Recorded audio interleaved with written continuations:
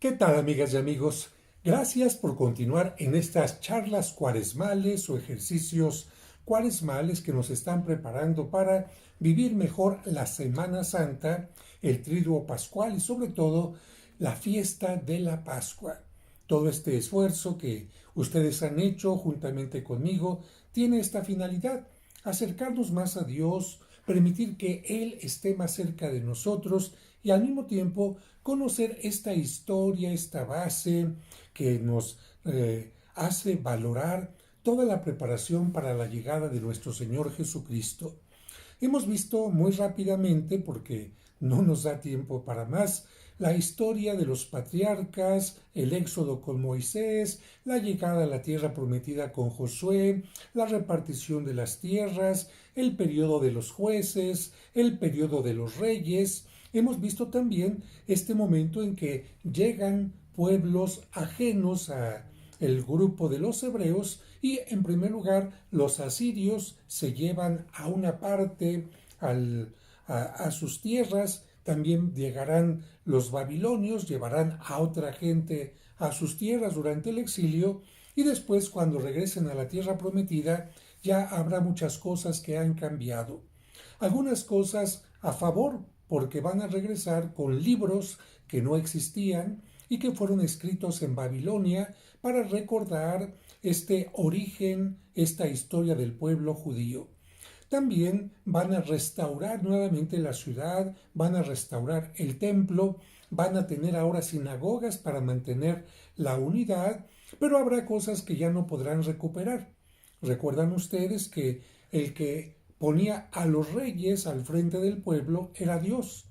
Ahora, a partir de la invasión de los griegos, a partir de la invasión de los romanos, ya no será Dios el que ponga a los reyes, sino que los reyes van a ser servidores de los griegos o servidores del Imperio Romano, como se dice popularmente, achichincles, que no van a tener la función de hacer que el pueblo se acerque a Dios, sino que simplemente van a estar como adorno para el pueblo y sirviendo a las potencias que están dominando esta región de la que hemos estado hablando. Ya hemos hablado de la influencia de los griegos, especialmente el idioma, la lengua en la que va a ser escrita el Evangelio. Ya hemos hablado también de la conquista de los romanos, por lo que cuando nazca nuestro Señor Jesucristo, Él tendrá que entender por lo menos algunas palabras griegas, porque así como en nuestro tiempo no habla la gente inglés, pero tiene que entender palabras como el hardware, tiene que entender palabras como el hashtag, tiene que entender palabras como channel, en fin. En aquel tiempo también la gente tenía que entender algunas palabras en griego. Jesucristo hablaba el arameo, pero tenía que entender el hebreo, porque era el idioma en el que estaba escrito la mayor parte de los libros de el Antiguo Testamento, y también en hebreo era el culto. Tenía que entender algunas palabras griegas y también tenía que entender algunas palabras romanas, porque las leyes romanas había que entenderlas para no tener ninguna sanción, y además porque los romanos se habían ido extendiendo cada vez más, y cuando nace Jesucristo, el latín, que es el idioma de los romanos, se ha ido extendiendo más y más y más. Jesucristo va a nacer, de acuerdo a las profecías, en la región de Judá, que es la región en donde, de acuerdo a la Biblia, vendrá la salvación. Sin embargo, Jesucristo no va a vivir en la región de Judá, sino va a vivir en la región del norte, que es la región de Galilea. Recordamos entonces esta parte geográfica. Judá es la parte del sur, y en esta parte de Judá o Judea se encuentra, Jerusalén, y muy pegadito a unos 7 kilómetros, pero también dentro de la región de Judea, se encuentra Belén. Jerusalén y Belén, ¿en dónde? En Judea. Por lo tanto, Jesucristo es judío, de la región de Judea. Sin embargo, muy pequeño, sus padres lo llevan a Egipto, y cuando regresan de Egipto, para evitar que el rey Herodes, que ya ha muerto, pero sus sucesores le hagan daño, ellos se van a vivir a la región del norte, que es una región de campesinos, de pescadores, donde hay gente muy sencilla, y por eso en esta región de Galilea se encuentra la población de Nazaret, y Jesucristo será llamado el Nazareno. Pero Jesucristo vivió en Nazaret, pero no nació en Nazaret. ¿En dónde nació? Belén, campanas de Belén. Bueno, hasta el villancico lo dice, Jesucristo nace en Belén y por lo tanto no va a ser Galileo, no va a ser nazareno, aunque así le llamen, sino él va a ser judío. Cuando nace Jesucristo, todas las profecías que habían sido mencionadas, especialmente en esta etapa del exilio y las cercanas a él, se van a cumplir. Las profecías decían que Jesucristo iba a nacer de la descendencia del rey David, y José es descendiente del rey David. Las profecías decían que Jesucristo iba a nacer donde nació el rey David, en Belén, y las profecías se cumplen. Las profecías decían que iba a nacer de una virgen, y por lo tanto las profecías se cumplen. Que iban a venir sabios de Oriente a adorarlo, los famosos Reyes Magos, y las profecías se cumplen. Las profecías dicen que tendrá que sufrir y ser llevado como oveja al matadero, y las profecías se cumplen. Pero también las profecías hablan de que resucitará, y las profecías se cumplen. Así pues, Jesucristo, aproximadamente entre los 3 y los 5 años seguramente, regresa de Egipto con sus padres y crece en Nazaret, en una forma totalmente privada. Es decir, no es alguien que haga milagros, no es alguien que tenga algo extraordinario, que le salgan rayos de luz en la cabeza, no. Es un niño ordinario que nadie sospecha que se trate de el Mesías. Más aún, él mismo ni siquiera lo sabe. Poco a poquito, como nos sucede a todos, va teniendo conciencia de quién es él y va a ir teniendo conciencia de su vocación gracias al Espíritu Santo que va a ir recibiendo. A los 12 años es cuando por primera vez, cuando sus padres lo llevan al templo para cumplir con las leyes judías de las fiestas que tenían que celebrarse en Jerusalén, es cuando siente tal atracción por el templo, por las cosas de Dios, de su padre, que sus papás se van pensando que va en la caravana de regreso a Nazaret, y cuando se dan cuenta el niño dónde está, el niño perdido en el templo, no, ellos lo perdieron, el de vista, él nunca se perdió, él siempre se quedó en ese lugar admirado por la manera de poder alabar a Dios. Pero Jesucristo poco a poquito irá teniendo esta conciencia de ser el Mesías. Mientras es niño, ¿qué es lo que hace? Asiste a la sinagoga con su padre José. En la religión judía es el padre el que educa en la fe, el que educa en las leyes, el que educa en el culto, en las oraciones. La madre educa en otro tipo de cosas, pero es el padre el que hace a un niño religioso. Por supuesto, a los 8 días de que nace, le circuncidan y le ponen el nombre de Jesús, que en hebreo significa Salvador. Y como Jesucristo es el Hijo de Dios en medio de nosotros, también es el Emmanuel, porque Emmanuel significa Dios en medio de nosotros. Por eso a Cristo se le puede llamar Jesús, Yeshua, Salvador o Emmanuel también. Va a aprender también, como era costumbre en aquel tiempo, el oficio de su padre. Su padre era carpintero y Jesucristo aprenderá a manejar la madera. Algunos estudiosos mencionan que no se trataba de un carpintero que hace sillas, mesas y cosas de este tipo, que bien las podía hacer, sino sobre todo los carpinteros eran personas expertas en hacer estructuras de madera para la construcción. Así que de una de otra manera, José enseña a Cristo a tener un oficio, y se nos dice que la tradición, aunque la Biblia no lo menciona, que José muere y Jesucristo se convierte en el hombre de la casa, por lo tanto, el que mantiene, el que sostiene a la Virgen María.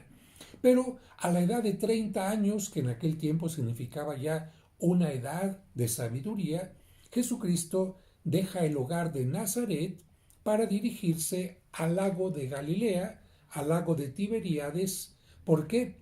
Porque aquel lago estaba dedicado al emperador Tiberio. ¿Pero por qué? Porque si Jesucristo se hubiera quedado a predicar en Nazaret, solamente lo hubieran escuchado unas 50, cuando mucho 100 familias, cuando mucho 100 familias que vivían en aquel lugar. Y Jesucristo, inspirado por el Espíritu, sabe que es mejor estar en un lugar poblado, donde la gente pase, donde la gente lo escuche, donde haya gente de varias poblaciones. ¿Y qué es lo que pasa? Ahí precisamente en la región donde Él se va, confluyen muchas cosas. ¿Qué es lo que hay en Cafarnaúm, que es a donde va a ir Jesucristo? Hay una sinagoga importante, por lo tanto, lugar de culto. Hay alguien romano que cobra impuestos. ¿Por qué hay un lugar, alguien que cobra impuestos? Porque hay mucha gente que pasa por esos lugares. Por lo tanto, hay también una guarnición romana, muchos soldados. Pero junto a un lago, ¿qué más hay? Pescadores. Y junto a los pescadores, todo lo que tiene que ver con la pesca. Gente que se dedica a hacer barcas, gente que se dedica a tejer redes, gente que se dedica a comerciar el pescado, gente que se dedica a salar el pescado, porque no había refrigeradores y para que se conservara el pescado había que salarlos, gente que tenía cocinas para vender alguna cosa a los caminantes y muchas cosas más. ¿En qué se transporta un pescado? Pues en determinadas carretas, y también las barcas servían para trasladar de un lugar a otro mercancía. Así que Cafarnaúm era un lugar bastante bullicioso, con mucho movimiento, y Jesucristo dice: quiero ir a ese lugar.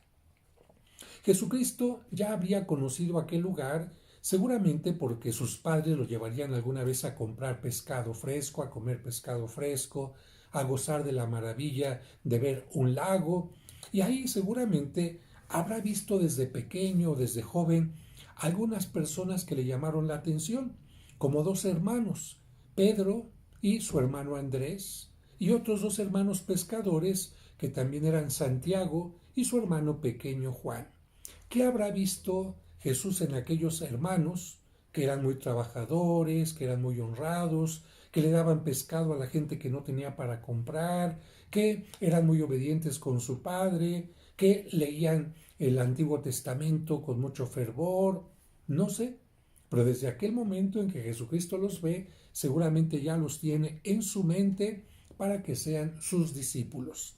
Pero antes de que Cristo empiece su vida pública a los 30 años, Jesucristo es movido por el Espíritu para irse al desierto, a la zona de Jericó.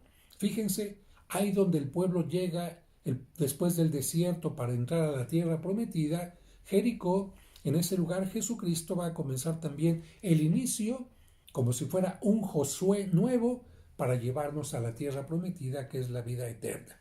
Se va al desierto para tener claridad en su pensamiento, que no haya nada que lo distraiga, ninguna tentación de poder cumplir la voluntad de Dios Padre, y también en ese momento Jesucristo, en una forma simbólica para decir: soy humano como ustedes, aunque es Dios, soy humano y me solidarizo con ustedes, con estas aguas del río Jordán, tomo encima de mí sus enfermedades, sus tristezas, todo lo que siente el ser humano para comenzar mi misión. Jesucristo no se mete al agua del río Jordán porque tuviera pecado, sino para solidarizarse, como si con esa agua, te digo yo, estuviera cargando todos los pecados de la humanidad, y a partir de entonces va a empezar a predicar en toda la región de el norte, que se llama Galilea, en todas las poblaciones que están aquí, que son Nazaret, Caná, Magdala, de donde era María Magdalena, Cafarnaúm, Tiberíades, en torno al lago, en fin, toda esa parte la va a recorrer Jesucristo durante todo el año. Y solamente una vez al año, especialmente en las fiestas de origen religioso judío, que son algunas, que son siempre las mismas, Jesucristo va a viajar a Jerusalén con todos los de la zona del norte, va a viajar a Jerusalén para cumplir con lo ordenado. Pero Jesucristo sabe que va a vivir solamente 3 años y su misión tendrá que continuar más allá de su vida, por lo que va a elegir a 12 apóstoles. Ya en Cafarnaúm, ¿dónde va a vivir? En la casa de San Pedro, se despide de la Virgen María, la deja con sus familiares que vivían en la misma población, seguramente algunos de estos familiares cercanos, y se va a vivir a Cafarnaúm y concretamente en la casa de Pedro. Los apóstoles van a ser en general gente sencilla. Ya te comenté, 4 pescadores, Simón y su hermano Andrés, Santiago y su hermano Juan. Va a haber también gente que es familiar de Jesucristo, como Santiago el menor y también Judas Tadeo, ya llevamos 6. Va a elegir también a gente sencilla, pero también alguna gente que tiene un cargo un poco mayor, como por ejemplo San Mateo, que era cobrador de impuestos. Y de esta manera se van a formar los 12 apóstoles. Oiga, padre, ¿por qué 12 y no 8 o 16? Porque así como el pueblo de Israel tuvo su base en 12 tribus, Cristo quiere decir, vengo a formar un nuevo pueblo que ahora serán 12 apóstoles. Por eso el libro de la Apocalipsis nos habla concretamente del número 12 y el número 12 y el número 12 como un número simbólico de plenitud. Cada vez que Jesucristo empieza a predicar, hay una gran admiración en la gente sencilla porque nadie les ha hablado como Él habla, con palabras sencillas, con cuentos, con parábolas, con ejemplos, pero sobre todo en una forma cercana a la gente, a diferencia de los rabinos que hablaban en las sinagogas, que utilizaban lenguaje muy alto, que conocían la palabra de Dios, pero como que no le llegaba la palabra de Dios a la gente y porque no siempre eran cercanos a la gente.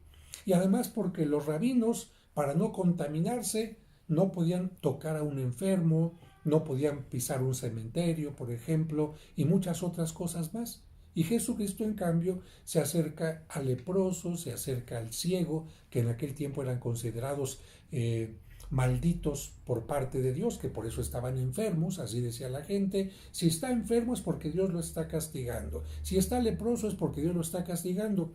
Y Jesucristo dice, no, esto no es un castigo, es parte de la naturaleza humana, pero no es un castigo, sino cuando a mí me flagelen y esté sangrando, ¿será un castigo de Dios? No, es parte también de cómo actúan los humanos.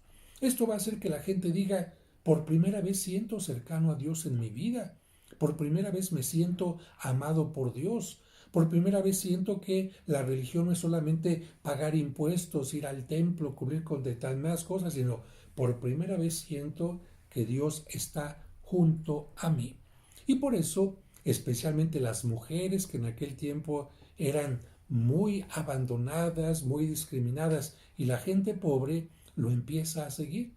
Y muchos enfermos que encontraban curación en él, sea del cuerpo o sea de la psicología, del espíritu, del ánimo, lo van siguiendo más y más y más en esta zona del lago, pero acá, en esta parte de Jerusalén, como casi no está, no lo conocen.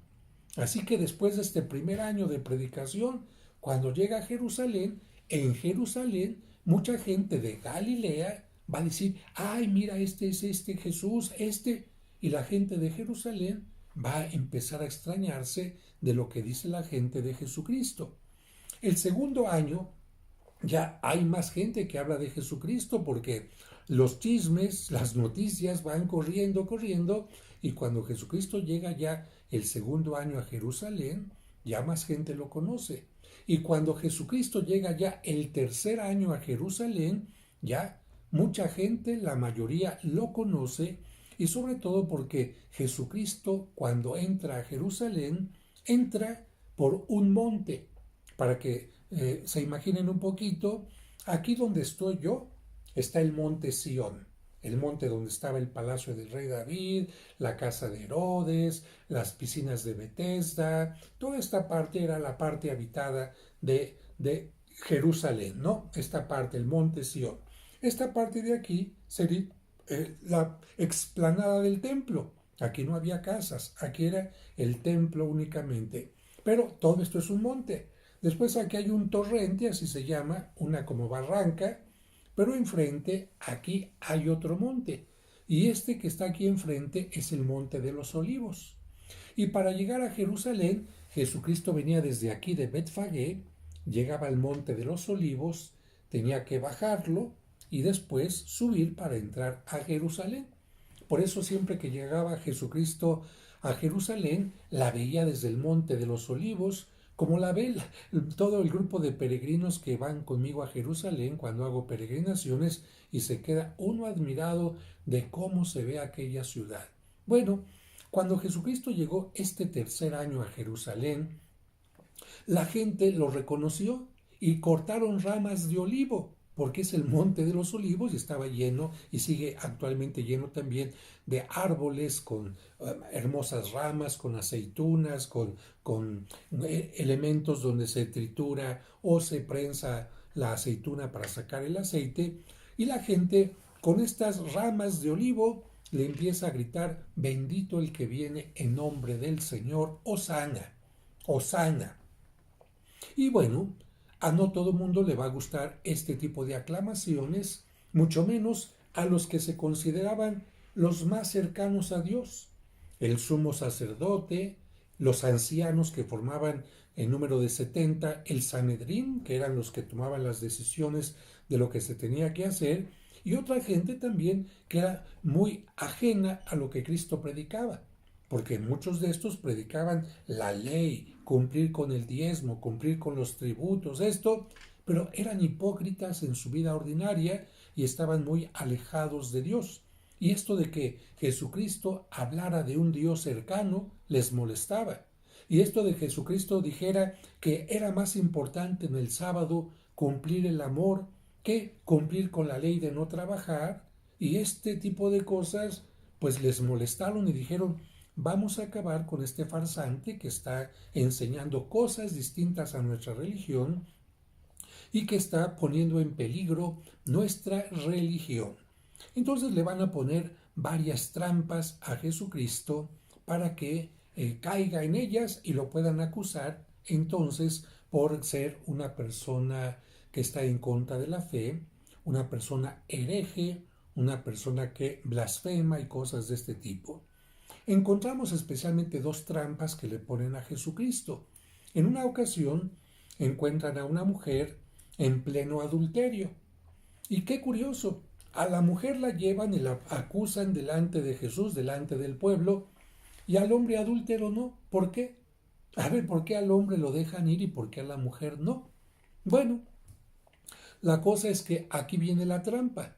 Llegan con la mujer y le dicen a Jesús: Moisés nos enseñó que a mujeres adúlteras como estas las tenemos que matar a pedradas. ¿Tú qué nos dices? ¿Dónde está la trampa? Si Jesucristo dice no hay que hacerle caso a Moisés, ¡ah, caray! Oye, pero si Moisés fue el que recibió los 10 mandamientos de Dios, si Moisés es el que escribió, inspirado por Dios, el libro de Levítico con todas las leyes que ayudan al pueblo, y tú dices que no hay que hacerle caso a Moisés, el pueblo se le va a echar en contra. Pero por otra parte, si Jesucristo dice hay que matarla, entonces aquellos que habían escuchado en Jesús palabras de perdón, de amor, de bondad, etcétera, cuando Jesucristo diga hay que matarla, van a decir: no, pues ya me falló, yo ya no lo sigo. Pero Jesucristo tiene una sabiduría especial, y por eso Jesucristo lo único que dice no es ni sí ni no. Simplemente dice: bueno, esto dicen las leyes. Muy bien, si Moisés dijo esto dicen las leyes, pero ¿quién va a cumplir esta ley? ¿Quién va a ser el verdugo? Yo creo que si hay un verdugo, el verdugo tiene que ser alguien que no tenga ningún pecado. Porque como alguien que tiene pecado va a castigar a otro porque es pecador. Y por eso Jesucristo dice: el que esté libre de pecado, que arroje la primera piedra. Y entonces todo el mundo, porque todo el mundo tenía pecado, se empezaron a ir, y Jesucristo, una vez que se han ido todos, le dice a la mujer: yo no te condeno, ve y no peques más. Y aquí Jesucristo vuelve a hacer que mucha gente se enoje con él, los de los poderosos, porque no han podido tomarlo preso. La otra ocasión en que también a Jesucristo le ponen una trampa es cuando le preguntan si hay que pagar el tributo al Imperio Romano.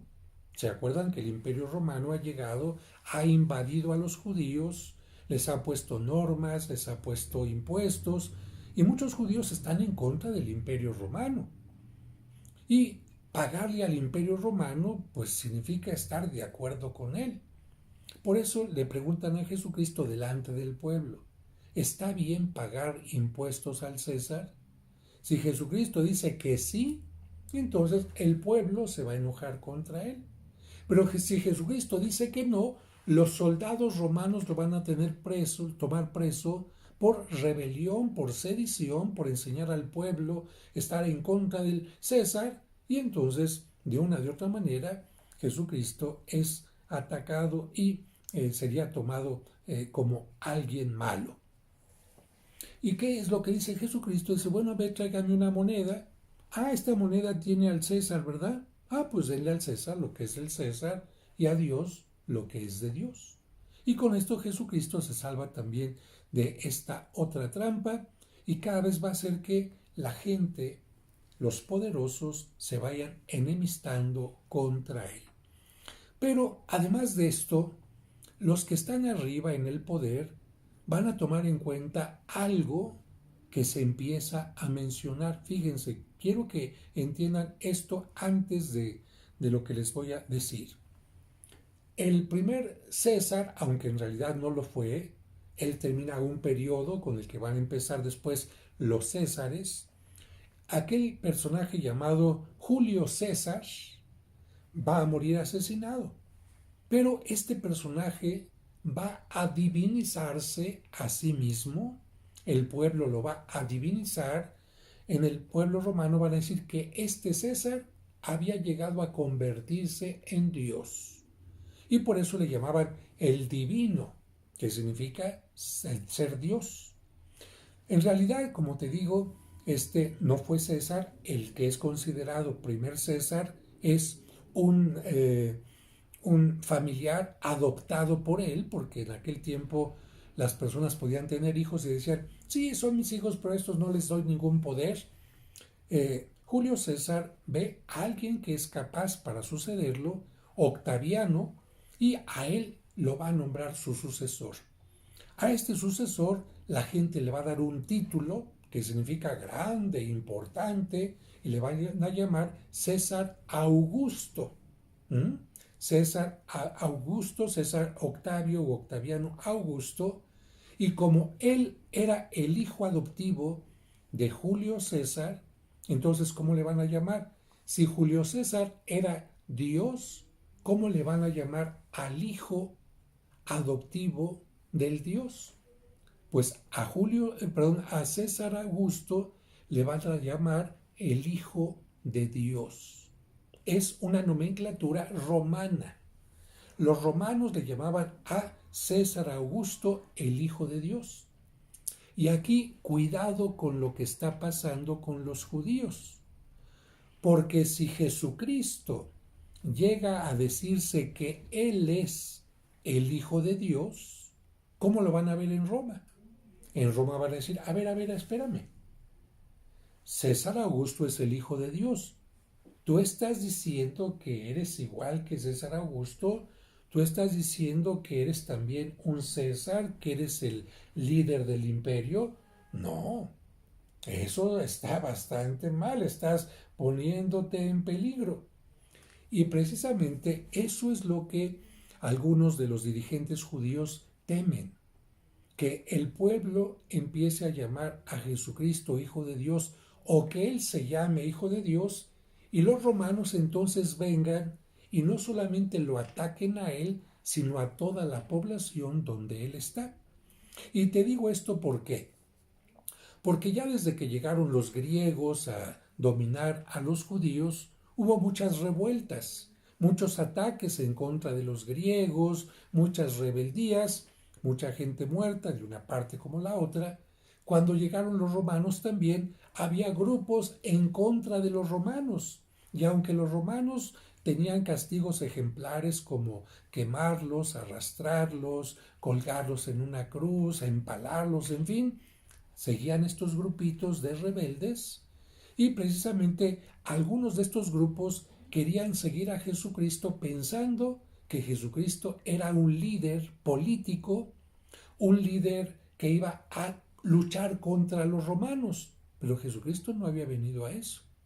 Muchos, sin embargo, pensaban que Jesucristo, con estos poderes, no, matan a algunos soldados, Cristo los resucita. Se enferman algunos soldados, Jesús los cura.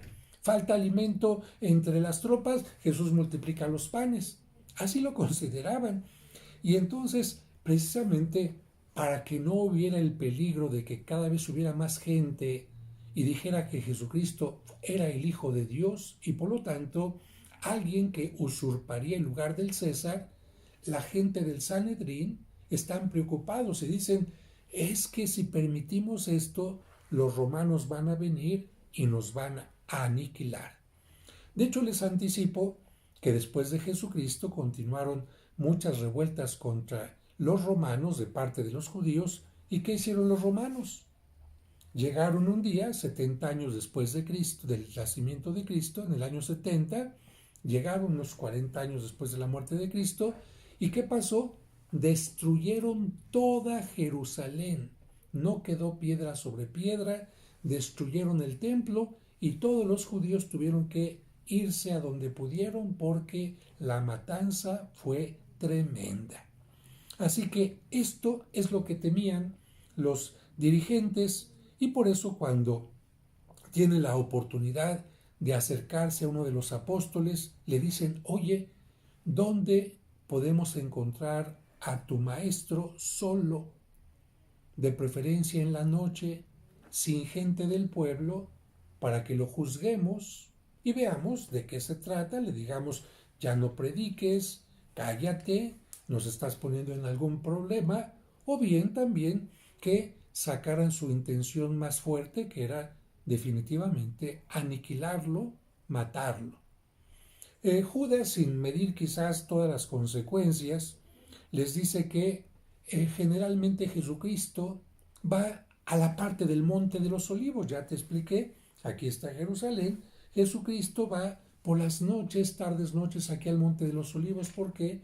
Porque es un lugar de árboles, un lugar fresco, un lugar donde puede estar tranquilamente lejos de la ciudad, y entonces vendrá precisamente el jueves.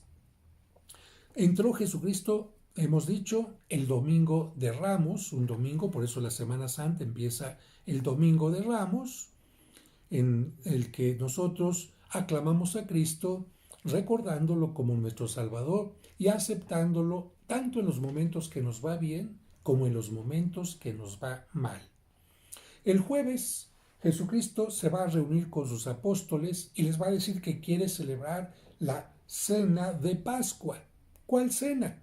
La que ya hemos mencionado, la que los judíos celebraban cada año para recordar el momento en que Moisés, con el poder de Dios, lo sacó de Egipto y antes tuvieron que cenar que cordero, hierbas amargas, ¿qué más? Panásimo, etc.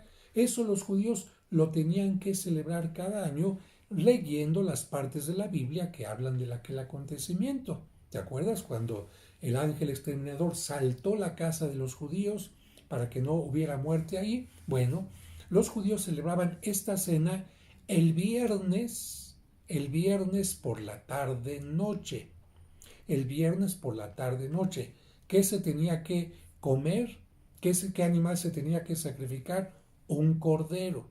Ese cordero se sacrificaba, fíjate bien, el viernes por la mañana, generalmente antes de las 3 de la tarde. Ya a las 3 ya era muy tardecita, a las 4 ya casi estamos en el límite. Así que Jesucristo no va a poder celebrar la cena el viernes. ¿Por qué? Todo el mundo la celebra el viernes, pero Jesucristo va a saberlo, yo para entonces ya voy a estar muerto. Así que yo no voy a poder celebrar la cena de Pascua con ustedes. Pero entonces, ¿dónde vamos a sacrificar el cordero? Alguna gente preguntaría, ¿dónde lo van a sacrificar?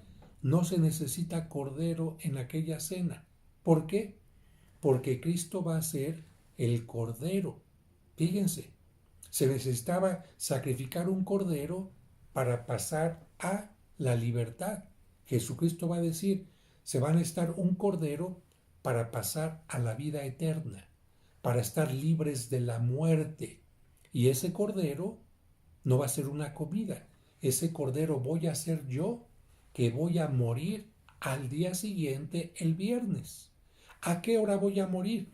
Cuando la gente está yendo al templo a sacrificar a los corderos sin mancha que exige la ley.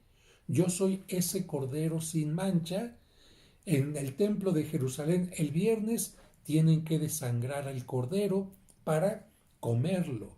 Muy bien, ese cordero voy a ser yo y me van a comer, pero no en forma de animal, sino en otra forma.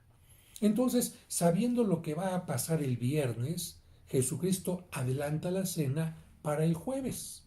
Los apóstoles se quedan admirados y en aquella cena, en el lugar que se conoce como el cenáculo, aquí en el monte Sión, Jesucristo va a enseñarles el mandamiento del amor como un testamento. Cuando la gente va a morir, deja las palabras más importantes y Jesucristo dice, les enseño el mandamiento del amor en una forma muy práctica. En aquel tiempo, como parte del ritual de la cena, se tenía que purificar la gente.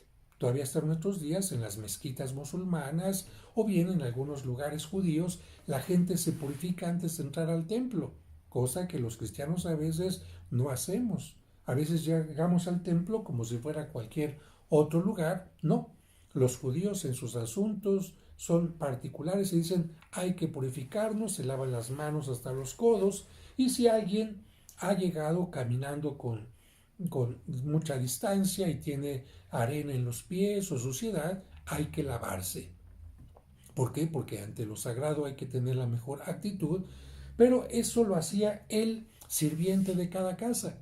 Y Jesucristo lo que hace es levantarse de la mesa y Él es el que le lava los pies a los discípulos como una forma de decirles el mandamiento del amor, pero como una forma de decirles yo las voy a purificar como si ese fuera el bautismo por el cual van a ser purificados. Y ya en la cena toma el pan, toma el vino, que se tomaba ordinariamente en la cena judía, el que preside la cena judía, toma el pan, toma el vino y los bendice, ¿verdad? Con palabras así como Baraja, Ta, Adonai, Eloheinu, Melech Haolam, etc. Palabras en hebreo. Gracias, Señor, por este pan y este vino, fruto de la tierra y del trabajo del hombre, que recibimos de tu generosidad. Esta es una oración judía del tiempo de Cristo y anteriormente, una oración que decimos en la Santa Misa, pero Jesucristo en un momento determinado toma el pan y dice, este es mi cuerpo que será entregado mañana viernes en la cruz. Y también tomando el vino, dice, tomen y beban, esta es la sangre derramada mañana en la cruz por todos ustedes. Si por la sangre del Cordero en tiempo de Moisés la gente quedaba marcada para que no muriera y tuviera la posibilidad de seguir viviendo, los que beban mi sangre y queden marcada con ella, van a poder continuar viviendo más allá de la muerte. Evidentemente que los apóstoles no entendieron de qué se trataba. El ritual dice se parte el pan y la gente recibe el pan en la mano. Y esto se los digo porque mucha gente piensa que Jesucristo les dio la comunión en la boca y que por eso hay que comulgar en la boca. No, el ritual judío era se parte el pan, la gente recibe el pan como adultos, incluso los niños lo reciben en la mano y se lo van comiendo. Y Jesucristo de esta manera instituye y celebra la primera Santa Misa cuando dice, hagan esto en memoria mía siempre que coman y beban de él. Así lo redacta también San Pablo, además de los evangelios. Y en ese momento también está ordenando sacerdotes a los apóstoles. Cuando les dice, hagan esto en memoria mía, Significa ustedes van a tener la autoridad y sus sucesores de celebrar lo que les estoy diciendo. Termina la cena en la que Cristo ha profetizado que Pedro lo va a traicionar, lo va a negar, 3 veces, y también donde Cristo dice que uno de los que estaban allí lo iba a traicionar. Cuando Judas Iscariote sale de la cena, nadie sospecha que es él, porque Judas Iscariote era el ecónomo del grupo.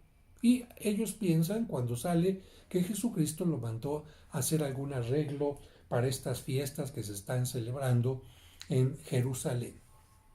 Y mientras Judas va a la casa de el sumo sacerdote o de alguien del Sanedrín por la guardia, no la guardia romana, por la guardia judía, Jesucristo va al monte de los olivos a hacer oración. Jesucristo va al monte de los olivos a descansar, a cantar los salmos que se acostumbraban, y cuando está ahí lleva a los 3 apóstoles más cercanos de él para que hagan oración, que son Pedro, Santiago y Juan. Se quedan dormidos ellos porque en la cena judía se tienen que tomar 4 copas de vino, aunque es un vino dulce.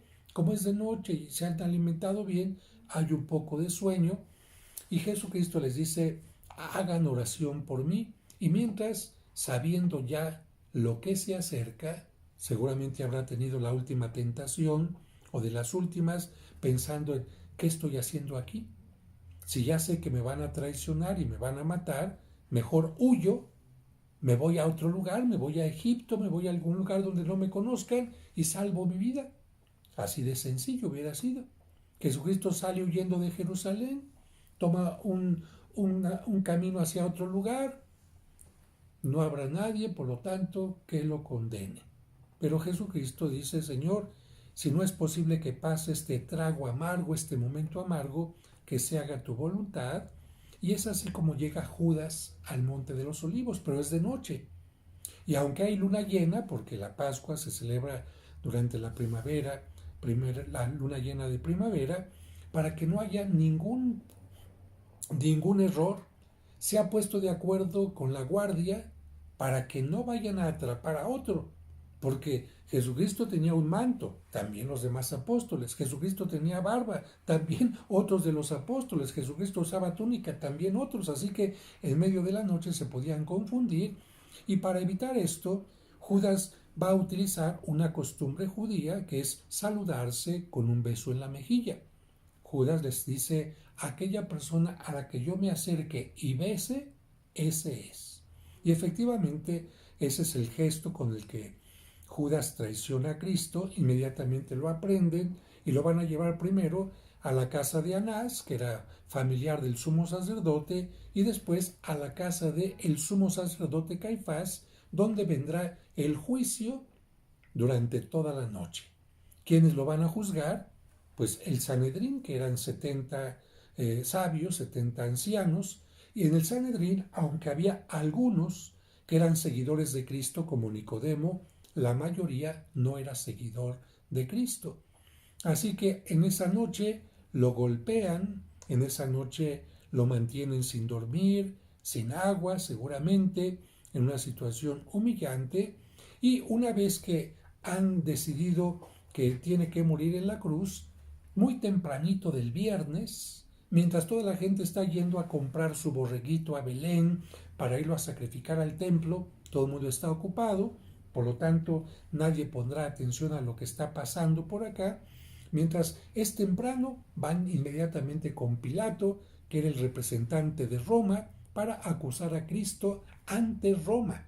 Fíjense, para que no sean ellos los que maten a Cristo y así el pueblo no se vaya en contra de ellos, sino que digan: fueron los romanos, nosotros no fuimos. Y en este sentido, cuando llegan con Pilato, Pilato les dice: a ver, es un problema de cuestión religiosa, porque dicen que él blasfema, que no cumple determinadas cosas religiosas judías. Eso a mí no me compete, yo me encargo de asuntos de Roma, del César, del imperio, por lo tanto vayan con su rey.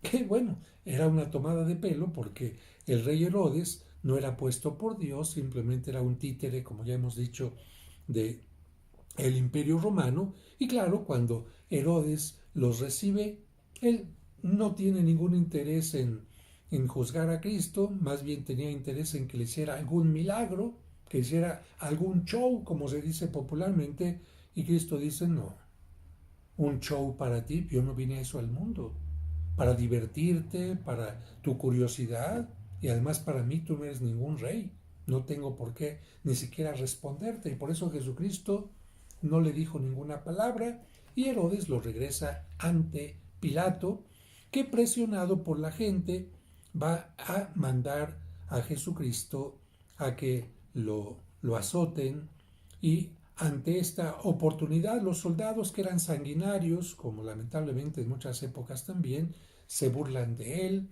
lo azotan, lo coronan de espinas, para que de esta manera Pilato lo presente ante la gente.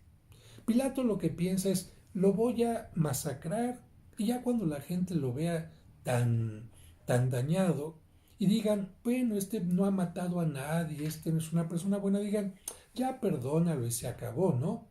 Pero no es así.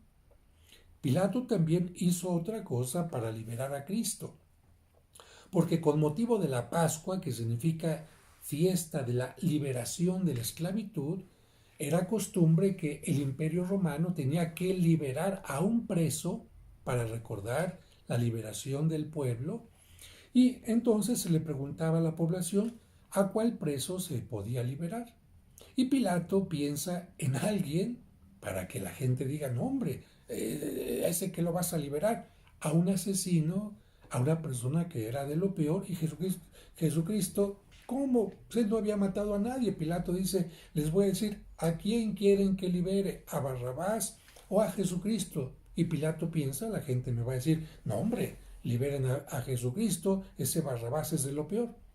Pero asusados ya por la gente, porque cada vez fue llegando más gente, y evidentemente el Sanedrín habrá llevado a su propio personal, a sus propios paleros, como se dice popularmente.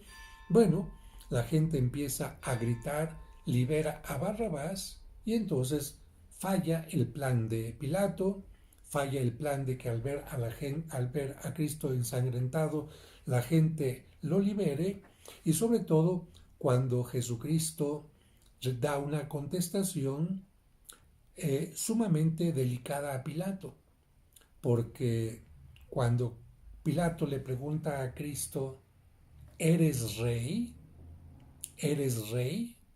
Y Cristo contesta, sí, tú lo has dicho, soy rey. ¿Qué significa aquí?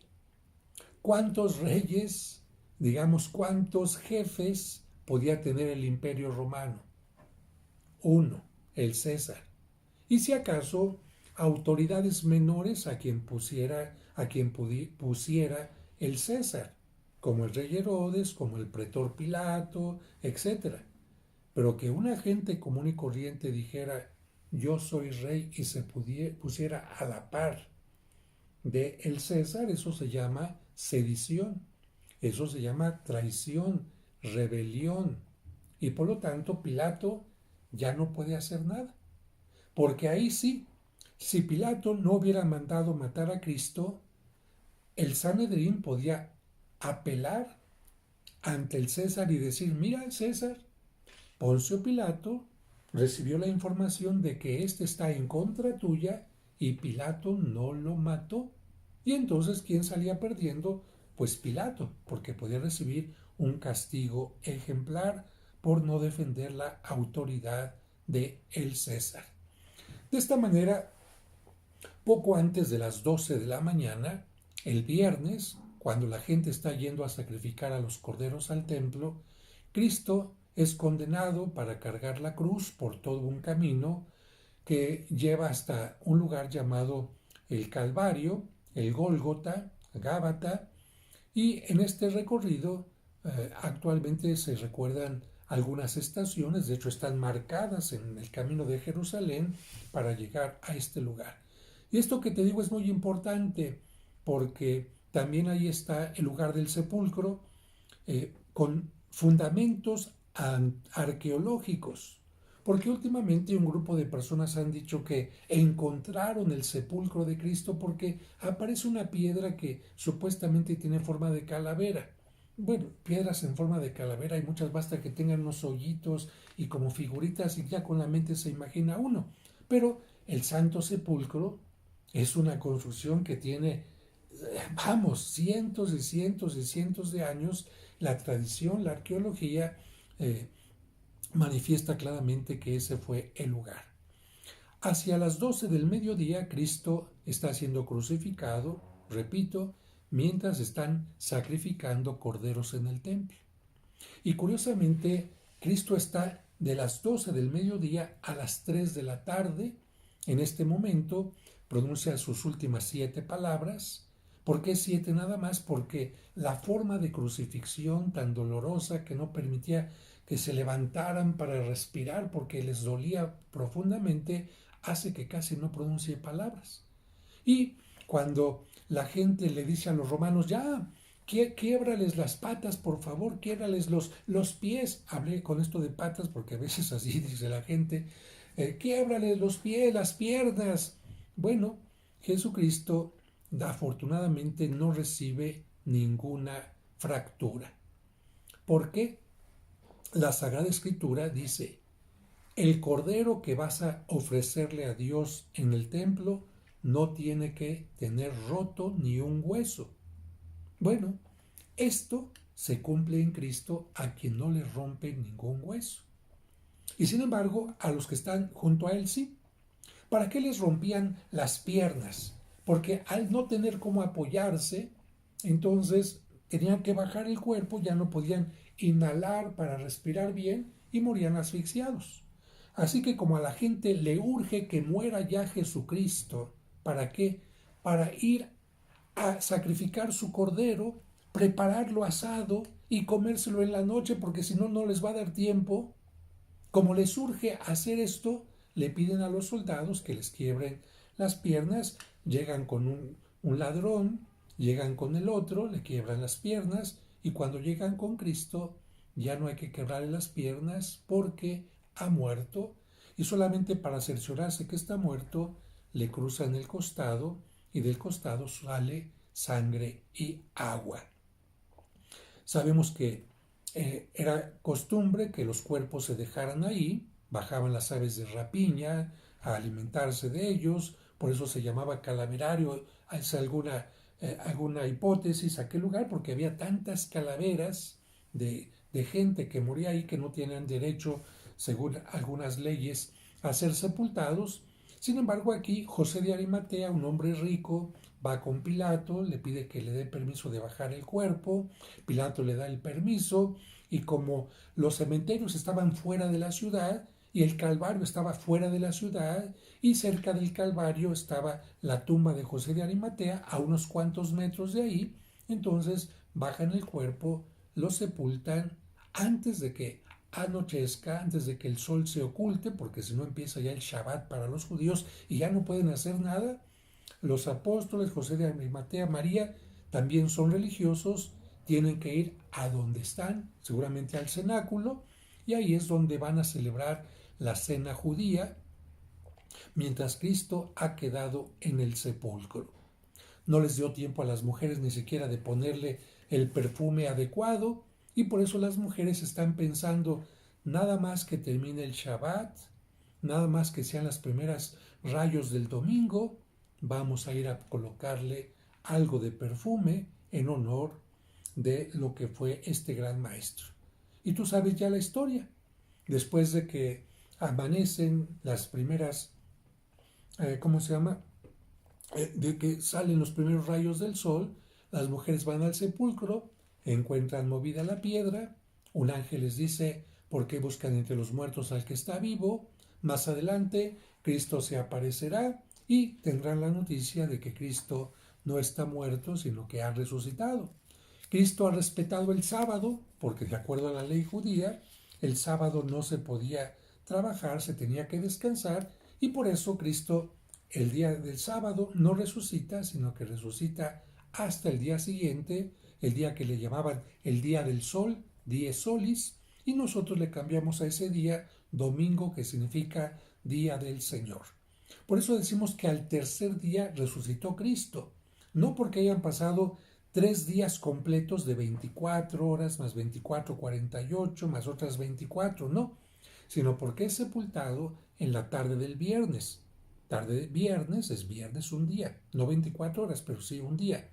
Cristo está en el sepulcro el sábado, segundo día, y en los primeros instantes del domingo, tercer día, Jesucristo resucita. ¿Cómo celebramos nosotros? ¿Cómo conmemoramos esto? Bueno, el Jueves Santo por la tarde tenemos la misa con el lavatorio de los pies donde se puede, donde no hay contagios de pandemia y donde hay las circunstancias para hacerlo, pero sobre todo la misa de la institución de la Eucaristía. El jueves, por lo tanto, es día en que todo mundo tendría que comulgar. El jueves, para los que no pueden comulgar, en las iglesias se ofrece a la salida, en la entrada, pan bendito para los niños que no han hecho la comunión o para los que no pueden comulgar, para decirles, bueno, ya que no comulgan ustedes, pues por lo menos para que se acuerden que Cristo se quedó en el pan y ojalá que pronto puedan comulgar ustedes. El jueves, para recordar que es el día de la institución de la Eucaristía, al término de la misa no hay una bendición, sino que se colocan las hostias en una urna, una especie de cofre, en un altar lleno de flores para que toda la gente adore al Santísimo Sacramento durante toda la tarde hasta antes de que se cierre la iglesia. Y en algunos lugares la gente puede recorrer 7 de estos altares, 7 iglesias, recordando los lugares que Cristo visitó antes de morir. El primero va del lugar de la última cena, del cenáculo, a el huerto de Getsemaní, en el Monte de los Olivos. Después del huerto de los Olivos va ¿a dónde?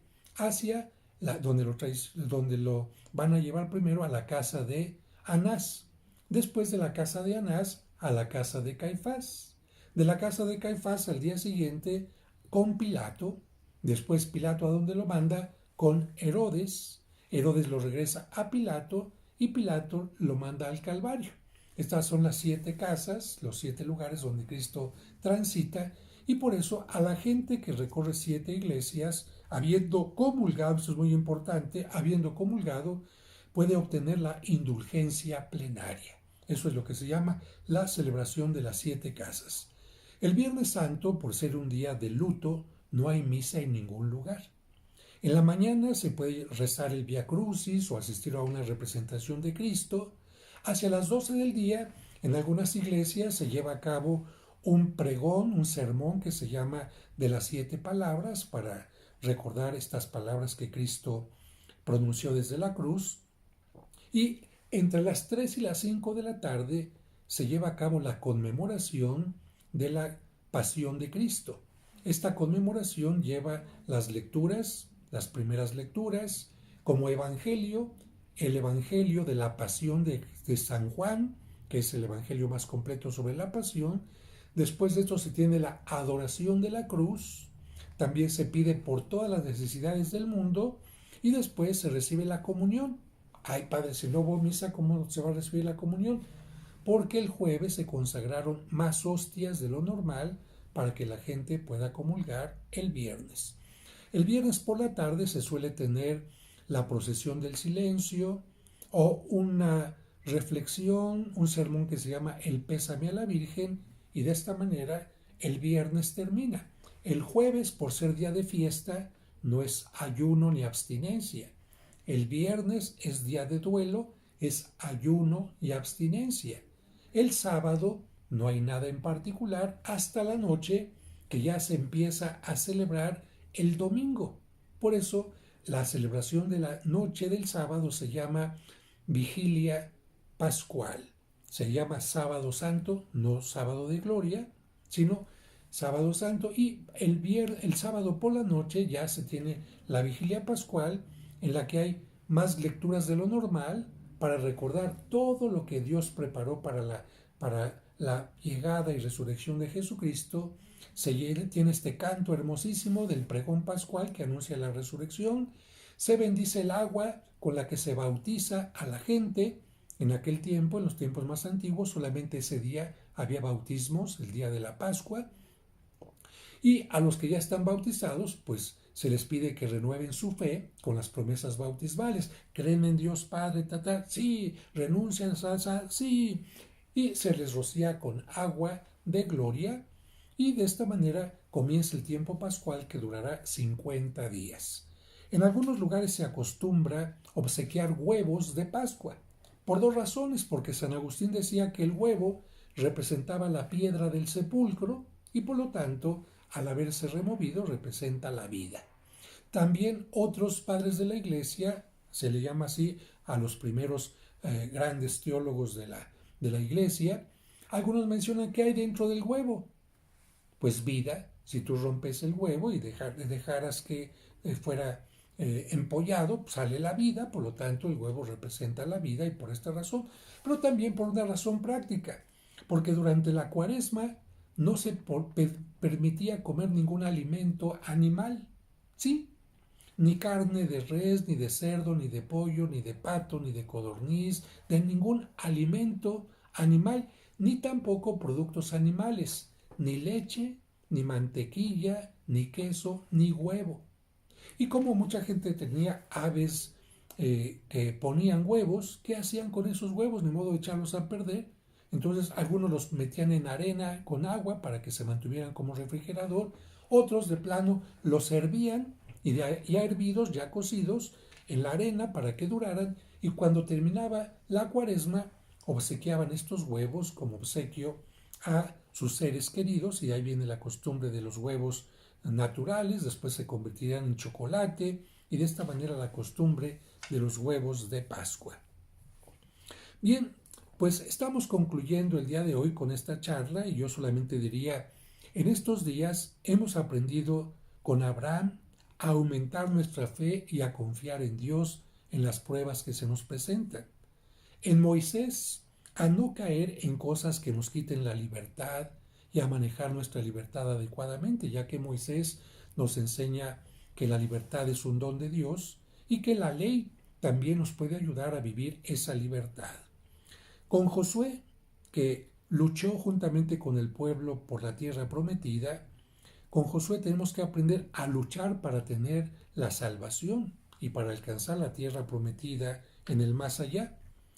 En el tiempo de los profetas aprendimos a ser profetas ante los abusos y el mal, y al mismo tiempo animando al bien. En el tiempo de los reyes aprendemos a que de alguna manera somos reyes y tenemos que utilizar el poder cuando lo tengamos para hacer el bien. En el tiempo del exilio tenemos que recordar que el exilio es cuando nosotros abandonamos a Dios, cuando nosotros nos exiliamos de su amor, de sus leyes, de las cosas positivas. Y en tiempo de Cristo aprendemos a ser discípulos de Cristo, a ser sal de la tierra, a cumplir con las bienaventuranzas, a vivir el mandamiento del amor, a acercarnos a la Eucaristía que Él instituyó, recibir el pan y el vino para no tener la muerte eterna, y sobre todo a ser testigos de que Cristo ha muerto, ha resucitado, pero que Cristo vendrá de nuevo. Yo les agradezco a ustedes toda su atención en estos días y espero que esta síntesis de lo que hemos mencionado les ayude a vivir profundamente su vigilia pascual, su Pascua, que cuando enciendan el cirio pascual del cirio que está en la iglesia digan: Cristo es mi luz, es la luz de mis seres queridos que se han adelantado y por eso están con Él en la vida eterna, y es la luz que en los momentos difíciles me ayuda a no decaer y a mantenerme siempre firme. Que Dios les bendiga, y ya desde ahora les deseo felices Pascuas, porque Pascua es todo lo que ha pasado de la creación, del paso del Éxodo, del pecado a la gracia y por supuesto de la muerte a la vida. Y en forma sencilla, feliz Pascua.